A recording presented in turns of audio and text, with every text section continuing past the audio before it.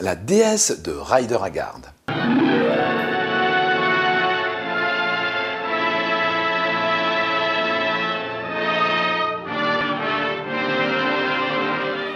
Éloge mystique de l'amour fou, délire misogyne, pamphlet raciste, fantasme homosexuel, adoration transie de la mythologie africaine. Les interprétations les plus contradictoires ont circulé sur La Source de Feu, preuve de l'extrême richesse thématique de l'œuvre. Paru en 1887, 2 ans à peine la sortie de son premier succès littéraire, Les Mines du roi Salomon, La Source de Feu est l'autre chef-d'œuvre fondateur de Rider Haggard.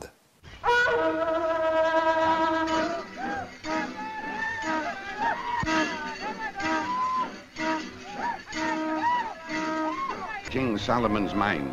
Ces 2 romans, d'une profondeur inégalée dans la littérature d'aventure, ont non seulement fécondé une grande partie des romans populaires et des bandes dessinées du XXe siècle, mais ils ont également inspiré nombre de perles du cinéma d'exploitation, aussi bien que des cinéastes majeurs tels que Merian Cooper et Steven Spielberg.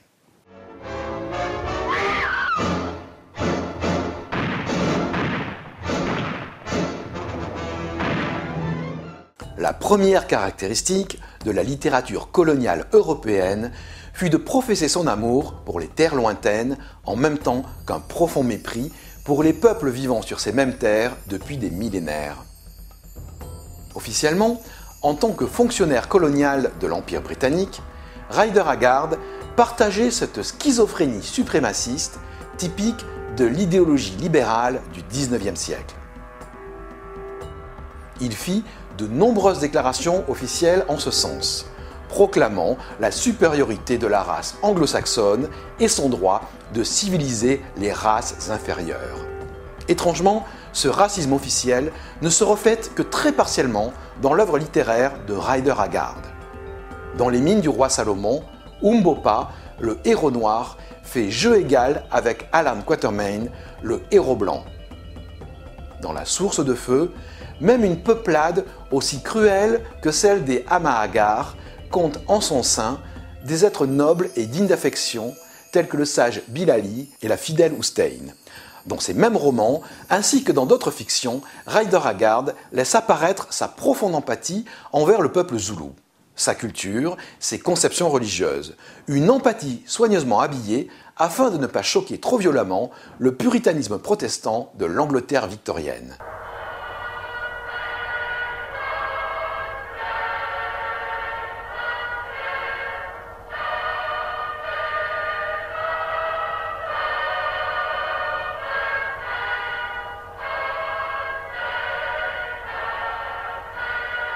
Henry Rider Haggard est né à Bradenham, Norfolk, le 22 juin 1856 dans une famille d'origine danoise. En 1875, après avoir vainement tenté d'entrer au Foreign Office, il part en Afrique du Sud pour occuper le poste de secrétaire de Sir Henry Bulwer, le gouverneur de la province du Natal. 2 ans plus tard, le 24 mai 1877, à l'âge de 23 ans, Haggard lève personnellement l'Union Jack et prononce le discours d'annexion de la province du Transvaal.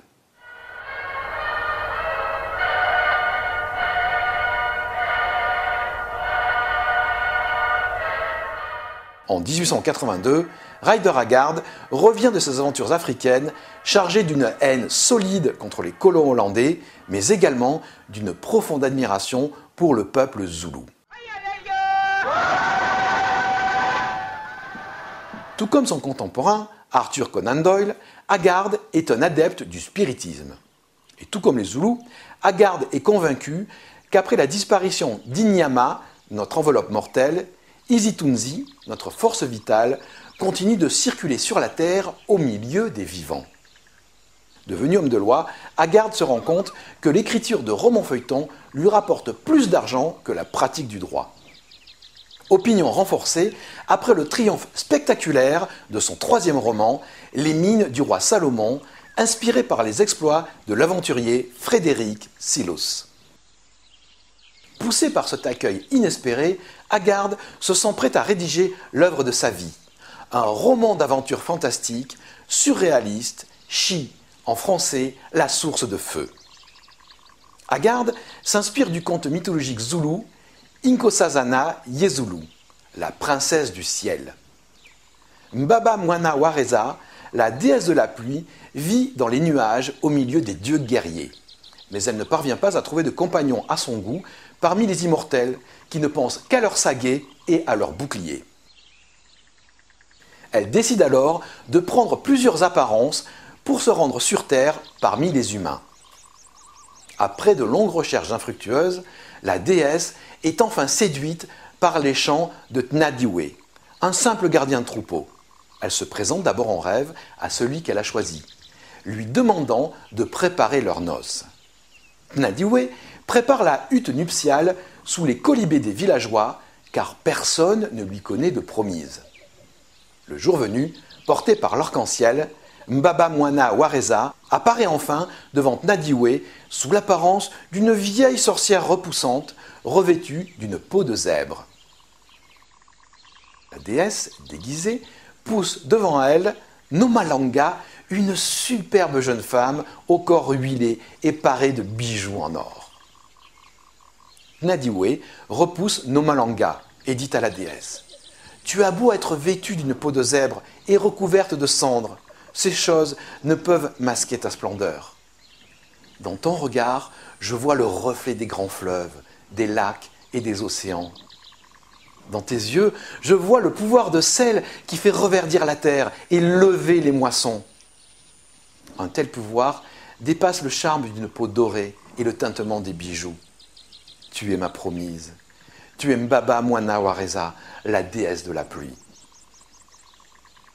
Entendant ces mots, la déesse accorde l'immortalité à Tnadiwe et l'emmène vivre avec elle dans les nuages.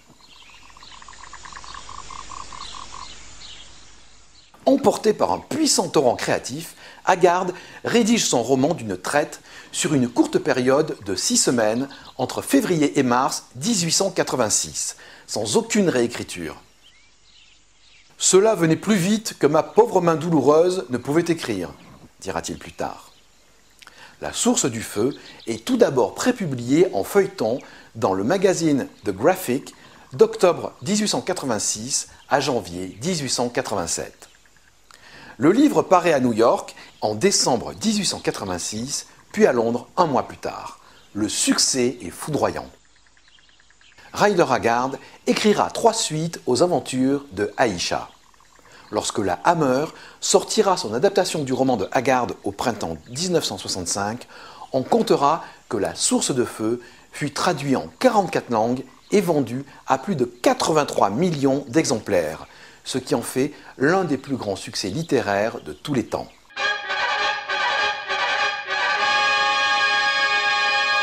Afin de porter la légende zoulou au monde entier, Haggard a conservé le thème, mais transformé profondément les personnages, adaptant son récit au goût d'un public européen féru d'aventures historiques et d'horreurs gothiques. En transformant le conte bienfaisant en tragédie cruelle, Haggard change également d'élément, l'eau matricielle céleste étant remplacée par le feu tellurique destructeur. La déesse sud-africaine Mbaba Mwana Wareza devient Aïcha, une princesse arabe, prêtresse d'Isis dans l'Égypte du IVe siècle avant notre ère. Repoussée par Callicratès, l'homme qu'elle a choisi et qui en aime une autre, Aïcha, folle de jalousie, poignarde le jeune grec. Pour expier son crime, elle se plonge dans la flamme de l'immortalité. Durant 2 millénaires, Aïcha vit en recluse dans les cavernes surplombant la cité fantôme de Kor, au sud des sources du Nil. Aïcha attend le retour de Callicratès afin de s'offrir à lui en lui donnant à son tour la vie éternelle. Le jeune mortel Tnadiwe, objet du désir de la déesse, devient le beau Léo Vincey, un jeune diplômé de Cambridge, lointain descendant de Callicratès. Le personnage de Nomalanga, la jeune beauté au corps huilé, est le seul à rester africain, puisqu'il devient celui de la fidèle Oustein du peuple des Amahagars. À ce trio original du conte zoulou, Haggard rajoute un 4e personnage, celui du narrateur Louis Horace Holly, un homme d'âge mûr, aussi laid que savant, amoureux sans espoir d'Aïcha et projection évidente du romancier à l'intérieur de son récit.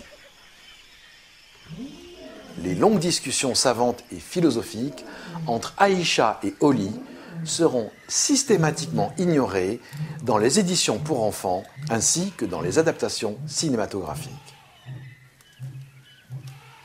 En reliant son récit au culte 3 fois millénaire d'Isis, officiellement éteint depuis que Justinien fit chasser les prêtres du temple de Philae en 530, Agarde sacrifie un courant puissant de la franc-maçonnerie, faisant d'Isis une quasi-égale de Salomon dans l'objectif de la reconstruction du temple.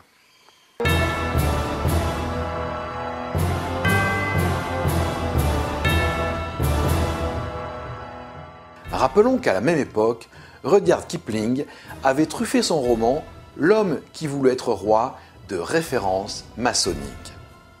Précisons également que Kipling devint l'ami intime de Rider Haggard, participant secrètement à l'écriture de 6 romans du maître de l'aventure, dont La fille de la sagesse, 3e opus du cycle d'Aïcha. En retour, Kipling s'inspira d'un personnage de Haggard pour écrire son livre de la jungle. Célébrée par Robert Louis Stevenson, aussi bien que par Sigmund Freud, La source de feu va inspirer 2 des écrivains les plus populaires de la littérature anglo-saxonne, Burroughs et Tolkien.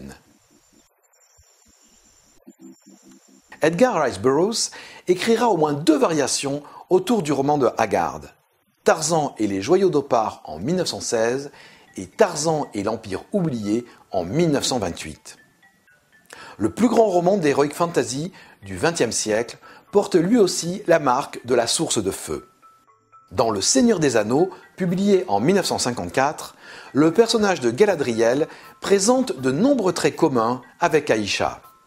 La terrible traversée des mines de la Moria par Frodon et ses compagnons offre une parenté évidente avec les pérégrinations de Léo et Holly dans les sinistres cavernes surplombant la cité de Kor. Ces descriptions vertigineuses seront oubliées dans les adaptations cinématographiques, mais elles marqueront fortement Tolkien, ainsi que Steven Spielberg, qui en filmera plusieurs variations tout au long de sa saga Indiana Jones, par ailleurs inspirée par le personnage d'Alan Quatermain.